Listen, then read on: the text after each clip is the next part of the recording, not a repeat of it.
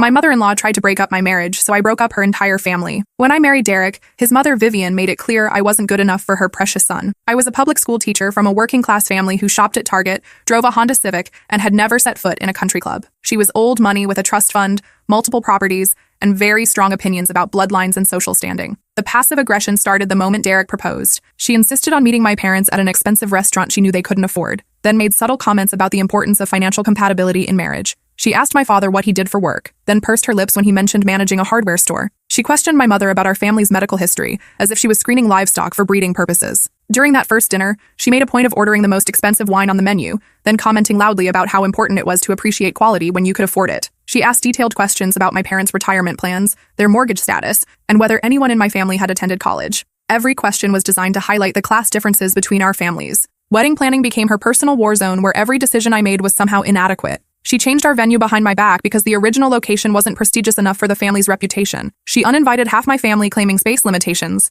then mysteriously found room for 36 of her country club friends who barely knew Derek. She told the florist I had terrible taste and upgraded all my simple arrangements to elaborate displays that tripled our budget without consulting me. When I tried to maintain some control over my own wedding, she'd cry to Derek about how I was excluding her from her only son's special day. She'd show him photos of elaborate weddings in magazines, sighing about how she'd always dreamed of giving Derek a proper celebration. Derek would cave every time, begging me to let his mother help because planning a wedding was so stressful, and she had experience with these things. She replaced my chosen photographer with someone from her social circle who specialized in society weddings. She upgraded our catering to include dishes I'd never heard of and couldn't pronounce. She even tried to change my wedding dress, claiming the one I'd chosen was too simple for a family wedding, and offering to pay for something more appropriate from an expensive boutique. The day of our wedding, she wore a cream-colored dress that photographed almost white in the church lighting. She insisted on walking down the aisle before me, claiming it was a family tradition for the groom's mother to make an entrance. During the reception, she gave a speech about how marriage changes people, and she hoped Derek would always remember his family's values and heritage. She made sure the photographer captured her in every important shot, positioning herself between Derek and me whenever possible. At the reception, she held court at her table,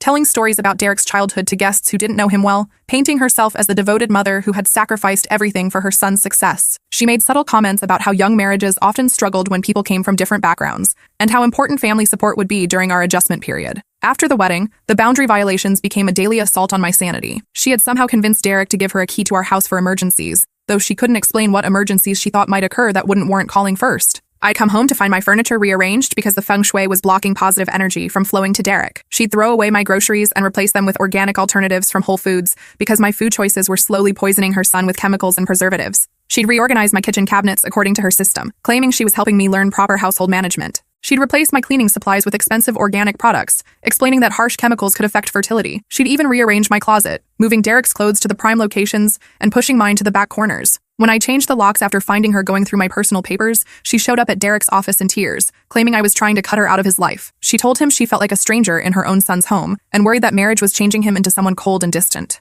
Derek gave her a new key that same day, then lectured me about respecting his mother's place in our family. The psychological warfare was constant, but surgical in its precision. She'd compliment my outfit, then add that it was so brave of me to wear horizontal stripes with my figure. She'd praise my cooking, then casually mention how Derek's ex-girlfriend had been such a phenomenal chef and ask if I'd ever considered taking cooking classes. Every family dinner included detailed stories about successful women Derek could have married. Doctors, lawyers, socialites. If he hadn't settled for someone so ordinary, she'd bring up Derek's ex-girlfriend constantly, always in seemingly innocent contexts. She'd mention running into her at the grocery store and how successful her medical practice had become. She'd share news about the ex's achievements, her beautiful home, her travel adventures. She'd wonder aloud why Derek had never brought her around anymore, since she'd been such a lovely girl from such a good family. She'd reminisce about Derek's childhood while looking directly at me, talking about how she'd always imagined his future wife would understand the family's traditions and social obligations. She'd mention charity galas and cultural events that I'd obviously never attended, then suggest that Derek might need to start going alone since I wouldn't feel comfortable in those circles. During family gatherings, she'd seat me away from Derek, claiming she was mixing up the seating to help everyone get to know each other better.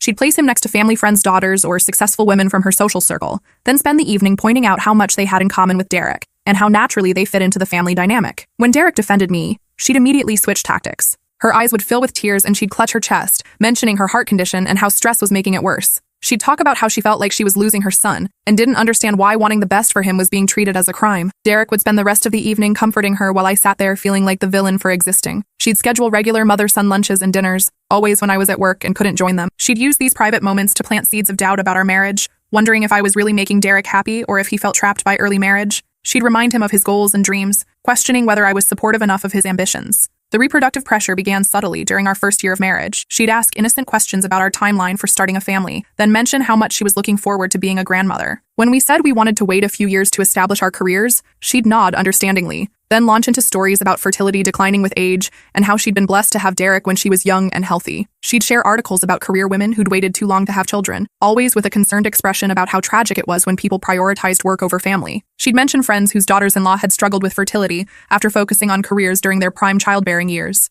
Every family gathering became an interrogation about my reproductive status. She'd ask if I was feeling tired or nauseous, examining my face for signs of pregnancy. She'd comment on what I was drinking, noting that I was having wine so I must not be expecting yet. She'd ask Derek privately if everything was okay between us, wondering if stress from work was affecting our ability to conceive. She began inviting pregnant family members and friends to every gathering, filling our conversations with baby talk and pregnancy stories. She'd coo over ultrasound photos and ask detailed questions about morning sickness, weight gain, and nursery preparations. She'd make sure I was included in these conversations, watching my reactions and commenting on how much I'd learned from these experienced mothers. The manipulation escalated when we actively started trying for a baby. She'd leave fertility pamphlets on my kitchen counter with sections highlighted about age-related fertility decline, even though I was only 28. She'd clip newspaper articles about new fertility treatments and email me links to success stories about women who'd struggled to conceive until they tried specific diets or supplements. She began researching fertility specialists and nutritionists, creating a comprehensive list of experts she thought I should consult. She'd leave business cards on my kitchen table with notes about how these doctors had helped other family friends overcome fertility challenges. She'd offer to pay for consultations, claiming that money shouldn't be a barrier to giving Derek the family he deserved. She began recommending her personal gynecologist for my annual exams, claiming her doctor was the absolute best in the city and had helped several family friends with fertility issues.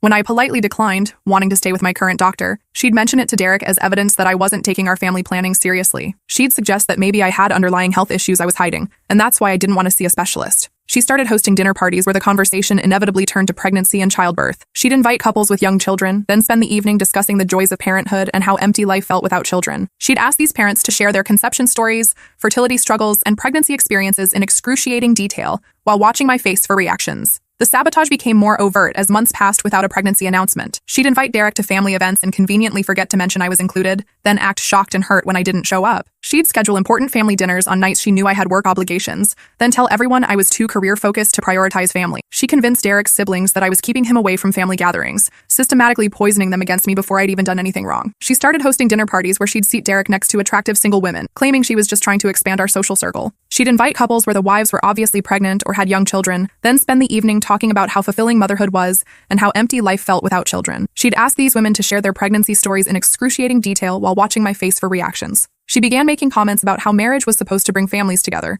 not drive them apart. She'd wonder aloud why I seemed uncomfortable at family gatherings, suggesting that maybe I wasn't really committed to becoming part of their family. She'd tell Derek that she was worried I was too independent and career-focused to really settle into married life. When those tactics didn't produce immediate results, she escalated to medical interference. She'd call my doctor's office pretending to be me, trying to get information about my appointment schedule and test results. She'd research fertility specialists online and print out their information, leaving it in my purse or car with notes about how she just wanted to help me explore all my options. She began hosting coffee dates with Derek's female cousins and family friends, pumping them for information about their pregnancies and childbirth experiences. Then she'd relay every detail to me, complete with advice about prenatal vitamins, morning sickness remedies, and the importance of staying calm during pregnancy for the baby's development. She was preparing herself to be the expert on my future pregnancy before it even happened. She started making subtle comments about my lifestyle choices, wondering if my work stress might be affecting my fertility. She'd suggest that maybe I should consider reducing my hours or taking a leave of absence to focus on getting pregnant. She'd mention studies about how stress hormones could interfere with conception, always with a concerned expression about my well-being. When I finally got pregnant after 8 months of trying, she somehow made that milestone entirely about her experience. She announced our news at Derek's office Christmas party before we'd had a chance to tell anyone, claiming she was just so excited to finally be a grandmother. She immediately started planning an elaborate baby shower without consulting me,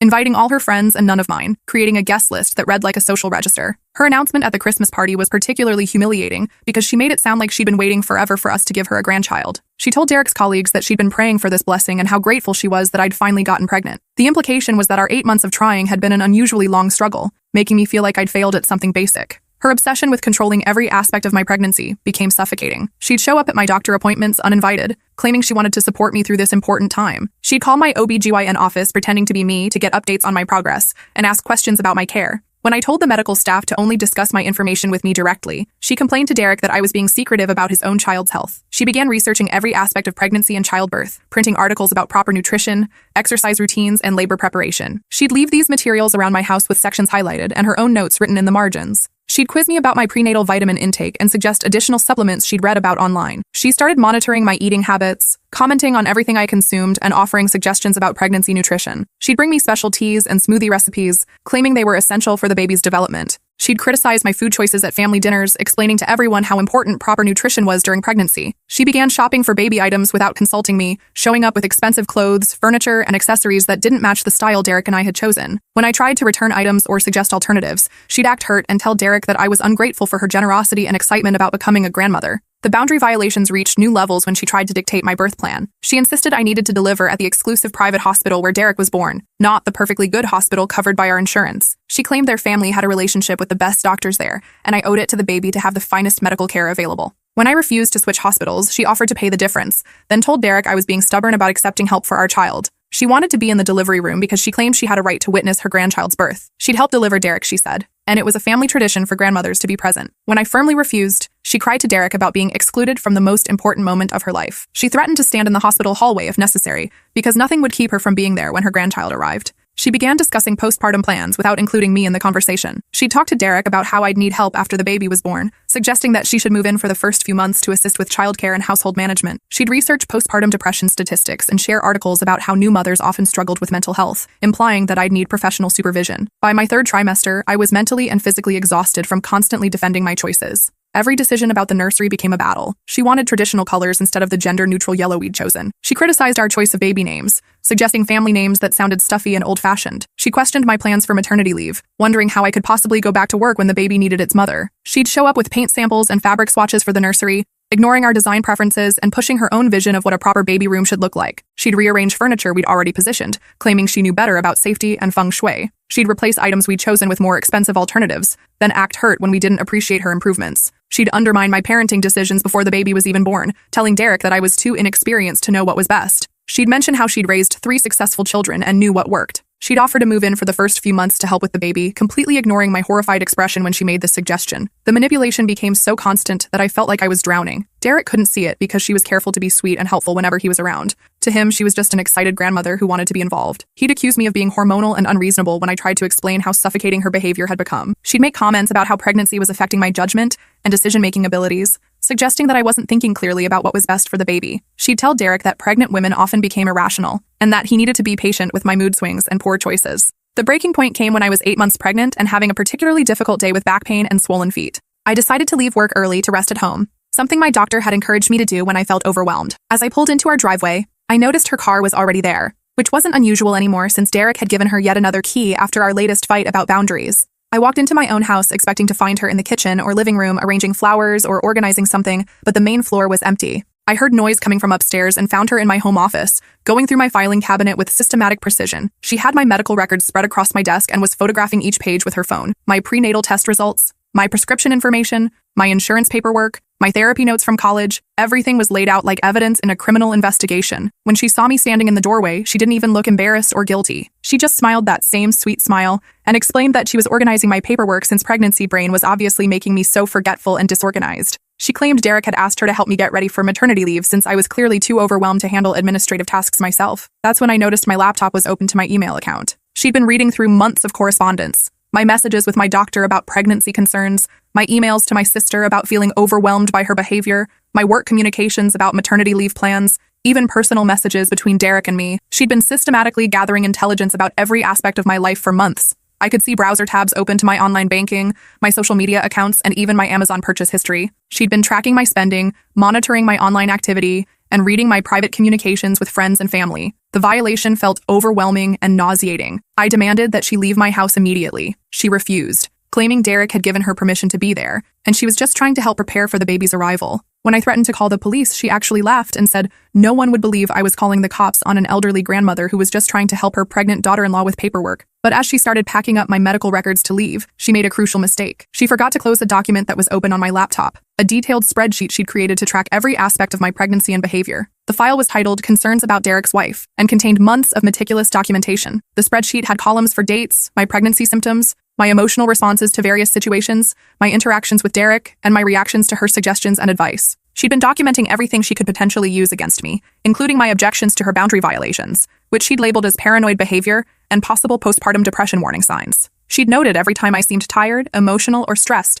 describing these normal pregnancy experiences as evidence of mental instability. She'd recorded arguments Derek and I had, conversations she'd overheard, and changes in my routine or behavior. She'd even documented my food choices, exercise habits, and social interactions, building a comprehensive case that I was unfit to be a mother. The level of detail was chilling. She'd recorded the exact times I'd gone to bed and woken up, what I'd eaten for breakfast, how long my showers lasted, and whether I'd seemed happy or sad during phone conversations she'd eavesdropped on. She'd documented my pregnancy symptoms as signs of weakness and instability rather than normal biological processes. At the bottom of the spreadsheet was a draft email to Derek's brother, who practiced family law. The message outlined her concerns about my mental state and requested information about grandparent rights and potential custody arrangements. She was planning to use my normal pregnancy emotions and reasonable objections to her interference as evidence that I needed psychological evaluation and possibly supervised visitation with my own child. I quickly screenshotted the entire document before she could realize her mistake and delete it. Then I started exploring what else she'd left open on my computer. She'd forgotten to log out of her own email accounts in cloud storage, giving me access to months of correspondence and documents I never could have imagined. What I discovered was a comprehensive campaign to destroy my marriage and gain custody of my child that had been in motion since our wedding day. She'd been documenting every aspect of my life, building a legal case that I was mentally unstable, financially irresponsible,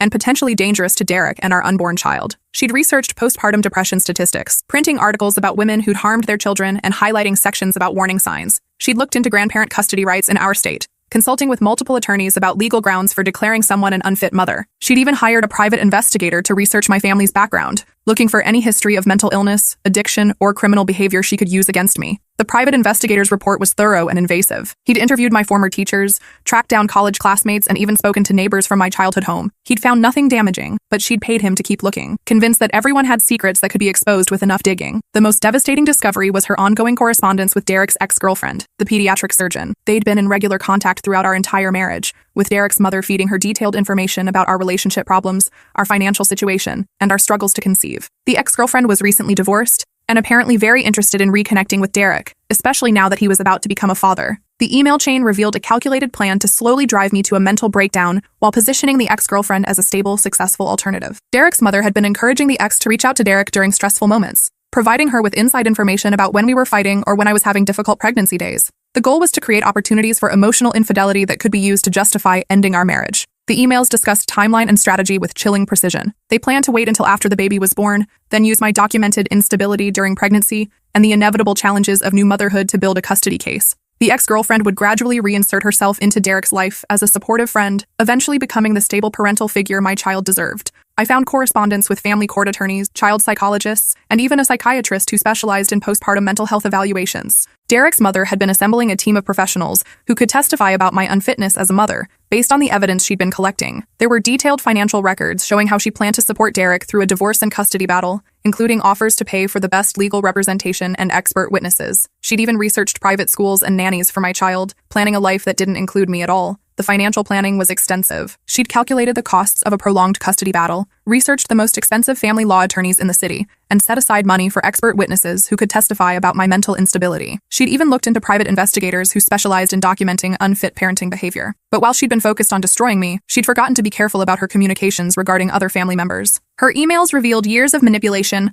lies, and financial control over Derek's siblings and their relationships. She'd been the puppet master behind multiple family dramas, creating dependency and chaos to maintain her position of power. I discovered emails where she'd systematically sabotaged Derek's sister's previous relationships by spreading lies to boyfriends about family mental illness and financial instability. She'd convinced multiple men that dating into their family would be complicated and expensive, driving away anyone who might take her daughter's attention and loyalty away from her. She'd hired private investigators to follow Derek's sister's boyfriends, looking for any behavior that could be used to discredit them. She'd fabricated evidence of infidelity, financial irresponsibility, and even criminal activity to convince her daughter that the men she loved were unsuitable and dangerous. There were messages detailing how she'd manipulated Derek's younger brother into breaking up with his fiancée by hiring a private investigator to find compromising photos of the woman at college parties. She'd presented this evidence as proof that the girl was unstable and would embarrass the family, forcing her son to choose between his mother's approval and the woman he loved. The photos had been taken out of context, normal college party pictures that she'd spun into evidence of alcoholism and poor judgment. She'd even had them doctored slightly to make the woman's behavior appear more scandalous than it actually was. Financial records showed how she'd used money as a weapon to control her children's major life decisions throughout their adult lives. She'd threatened to cut off trust fund access, refuse to pay for graduate school,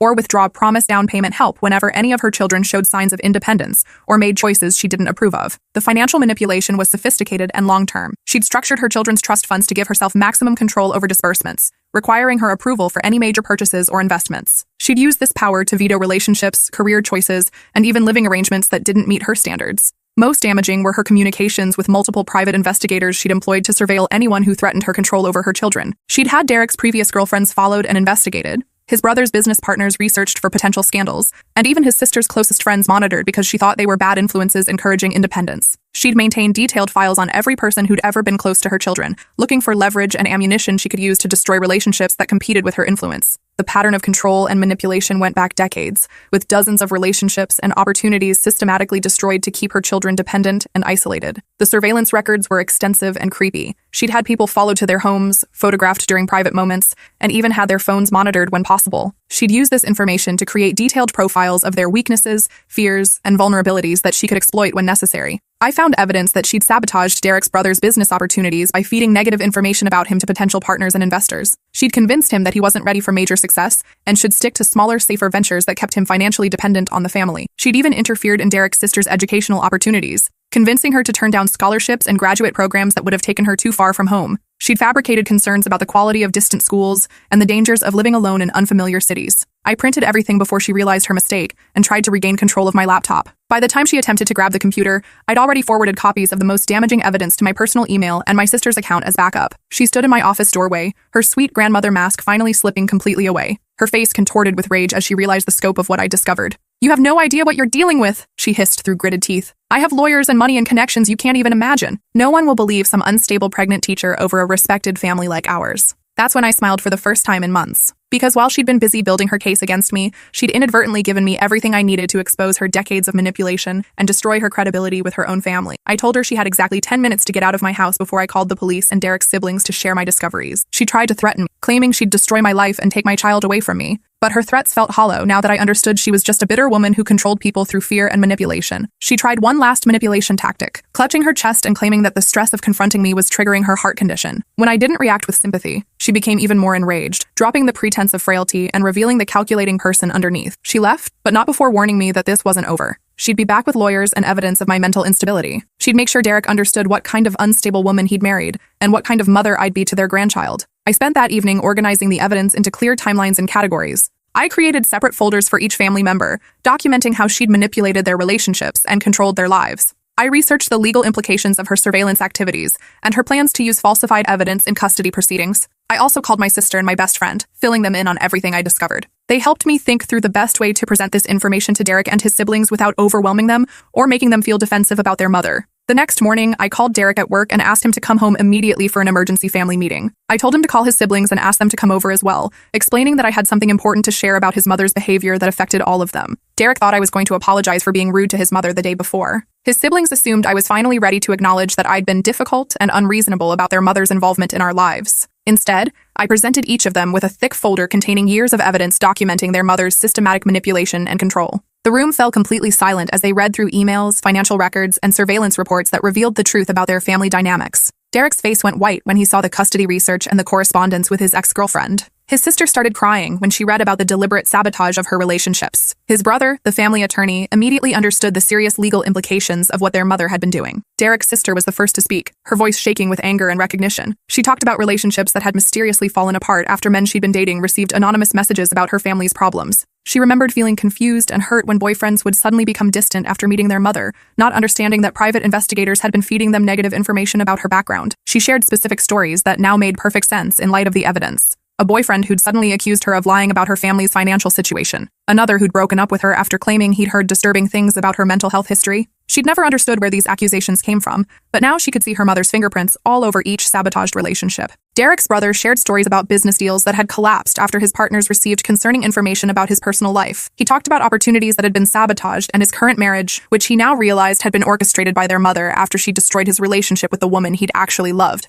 He revealed that his mother had introduced him to his current wife immediately after his previous relationship ended, presenting her as the perfect woman from a good family. He'd been vulnerable and heartbroken, making him susceptible to his mother's matchmaking efforts. He now realized that his entire marriage had been arranged by someone who wanted to control his choice of partner. Derek sat frozen, reading through evidence that his mother had been planning to destroy our marriage from the very beginning. He saw the timeline showing how she'd maintained contact with his ex-girlfriend throughout our relationship, feeding her information and encouraging her to interfere. He read her research into custody laws and her plans to use my pregnancy emotions as evidence of mental instability. The evidence showed that Derek's mother had been playing a long game, knowing that destroying our marriage would take time and careful planning. She'd been patient, documenting everything and building her case while maintaining the facade of a loving, concerned grandmother. When Derek finally called his mother to confront her, she denied everything at first, claiming I had fabricated the evidence out of jealousy and mental instability. But when Derek's brother, with his legal training, pointed out the digital timestamps, metadata, and third-party correspondence that corroborated everything, her story began to fall apart. She tried different tactics, claiming she was just looking out for Derek's best interests, insisting that I really was unstable and she was trying to protect her grandchild,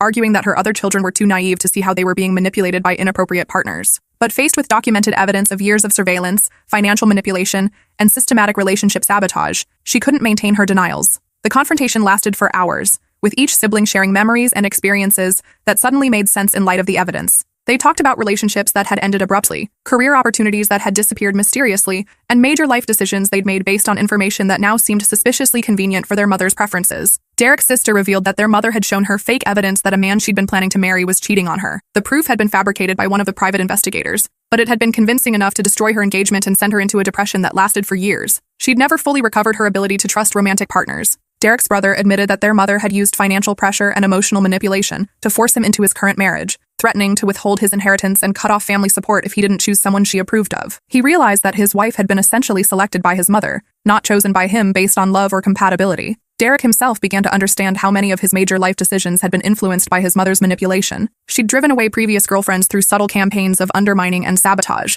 She'd influenced his career choices by threatening to withdraw financial support for paths she didn't approve of. Even his decision to marry me had been partially motivated by her disapproval, which he'd mistaken for independence and rebellion. By the end of the day, Derek was sleeping in the guest room, overwhelmed by the realization that his mother had orchestrated years of family drama and controlled his life in ways he'd never imagined. His siblings weren't speaking to their mother at all, finally understanding that the close, loving family they thought they had was actually a carefully constructed illusion, held together by fear, money, and manipulation. The next few days were difficult as Derek processed the extent of his mother's control over his life. He went through old emails and text messages, seeing patterns of manipulation he'd never noticed before. He remembered conversations where she'd planted doubts about my intentions or criticized my character in subtle ways. 3 days later, Derek filed for a restraining order against his mother on behalf of our immediate family. His siblings quickly followed suit, each obtaining legal protection against further surveillance and harassment. The woman who had controlled every aspect of their lives for decades suddenly found herself completely cut off from her children and unable to contact them directly. Derek's brother, using his legal expertise and connections,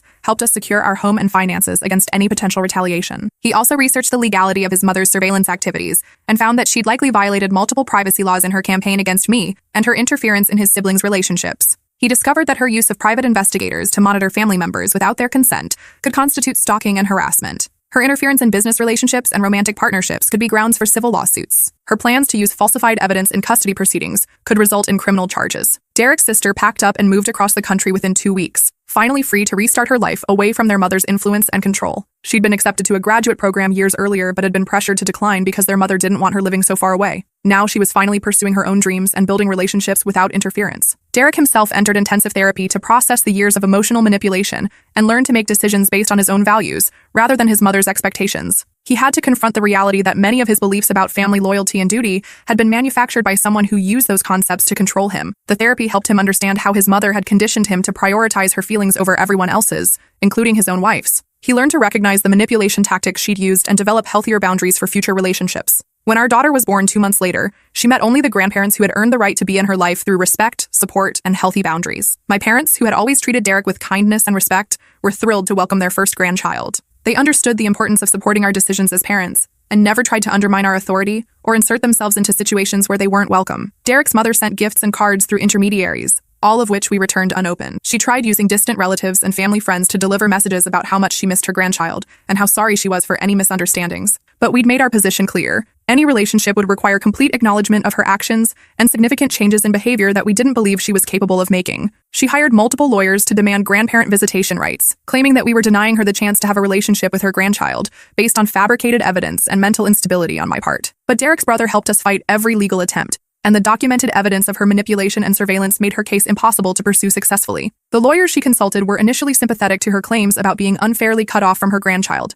But when Derek's brother presented the evidence of her surveillance activities, her plans to fabricate mental health concerns, and her systematic manipulation of the entire family, they quickly withdrew from her case. No reputable attorney wanted to be associated with someone who had engaged in such extensive stalking and harassment. 6 months after our daughter was born, I learned through Derek's uncle that his mother had been financially cut off by her own mother, Derek's grandmother, who had finally seen through the manipulation when Derek's siblings presented her with the evidence we'd gathered. Derek's grandmother had been quietly concerned about family dynamics for years, but hadn't understood the extent of her daughter's control until she saw the documented proof. Derek's grandmother revealed that she'd noticed strange patterns over the years, relationships in the family that ended abruptly, business opportunities that disappeared mysteriously, and her grandchildren's reluctance to share details about their personal lives. She'd attributed these things to normal family drama, not realizing that her own daughter was orchestrating much of the chaos. Without access to family money, Derek's mother couldn't afford the expensive lawyers and private investigators she'd relied on to control and intimidate people. Her threats became empty, and her ability to interfere in our lives disappeared along with her financial resources. She was forced to move from her expensive apartment to a smaller place and take a part-time job for the first time in decades.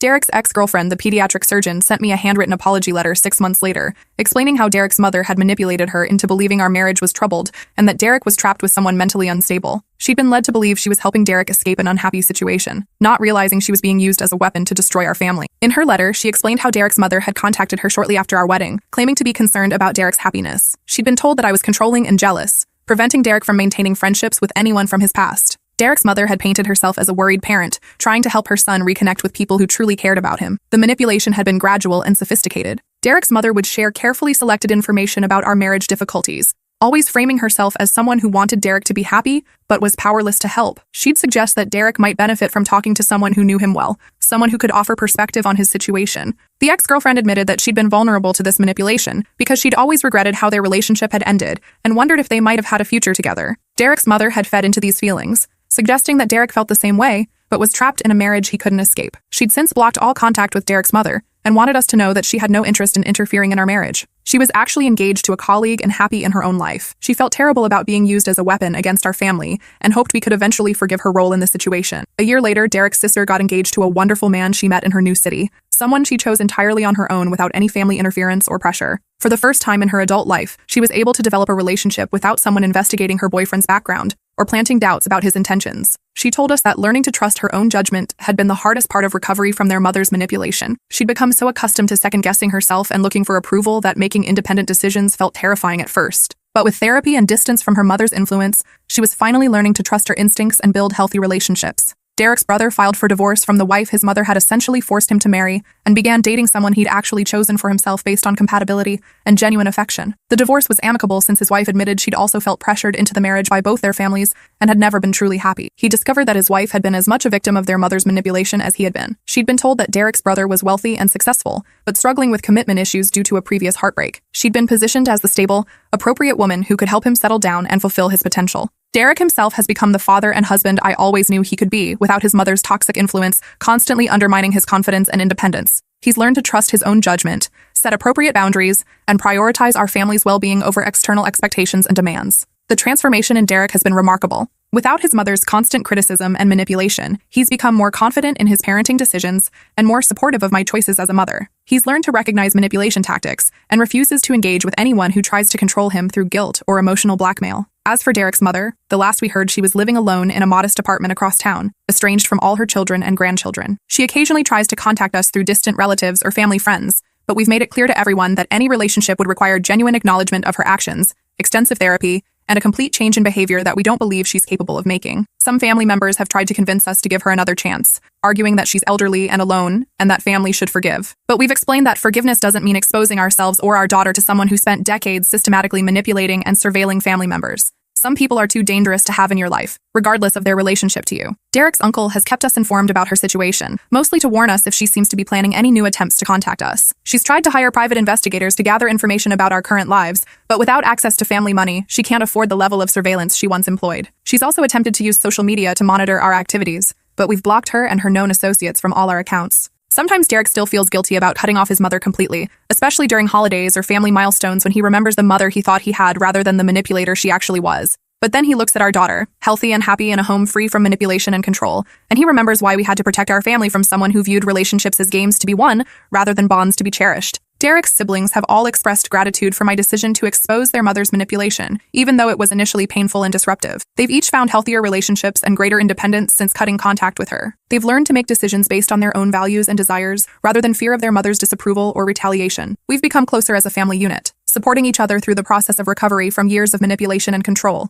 Derek's siblings are wonderful aunts and uncles to our daughter, and we've created new holiday traditions that focus on love and support, rather than obligation and performance. The extended family has largely taken our side once they understood the full scope of Derek's mother's manipulation. Derek's grandmother has been particularly supportive, expressing regret that she didn't see through her daughter's behavior sooner. She's become a wonderful great-grandmother to our daughter, and has helped us understand that cutting contact was not only appropriate, but necessary. Breaking up her family wasn't revenge. It was liberation for everyone she'd been slowly destroying through decades of control and manipulation. Sometimes the only way to save the people you love is to remove the person who's systematically poisoning their ability to trust their own judgment and form healthy relationships. The woman who had seemed so loving and devoted was revealed to be someone who viewed her children as possessions to be controlled rather than individuals to be supported and celebrated. Her version of love was actually a sophisticated form of abuse that kept her family trapped in cycles of dependency and fear. Understanding this has helped Derek process his childhood and recognize that many of the family values he was raised with were actually tools of manipulation designed to keep him compliant and dependent. He's had to rebuild his understanding of what healthy family relationships look like,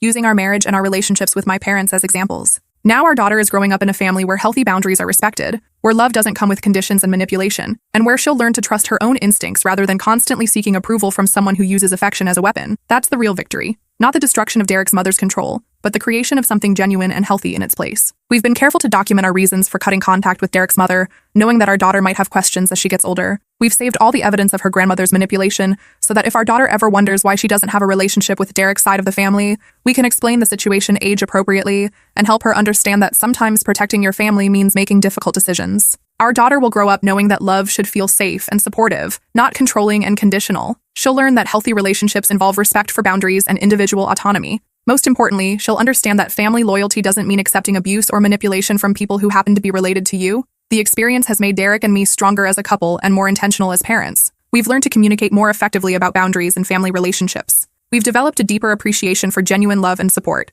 having experienced firsthand how different it feels from manipulation disguised as caring. We still occasionally hear updates about Derek's mother through family members, mostly warnings about new attempts to gather information about our lives, or contact our daughter through school or community activities. She's tried to volunteer at organizations where she might encounter our daughter, but we've been proactive about alerting schools and activity coordinators about the situation. The legal protections Derek's brother helped us establish have been crucial in maintaining our safety and peace of mind. We have restraining orders that prevent direct contact, and we've documented all her attempts to circumvent these restrictions. This evidence will be important if she ever escalates her behavior or tries to claim that we're unreasonably preventing her from having a relationship with her grandchild. 3 years later, our family is thriving. Derek has been promoted at work, partly because he's more confident and decisive without his mother's constant undermining of his judgment. I've returned to teaching and love sharing stories about our daughter with my students. Our daughter is a happy, confident toddler who loves spending time with her grandfather, fixing things in his workshop, and helping her grandmother in the garden. We've created the kind of family Derek's mother claimed to want, close, loving, and supportive, but without the manipulation and control that made her version of family love feel suffocating and dangerous.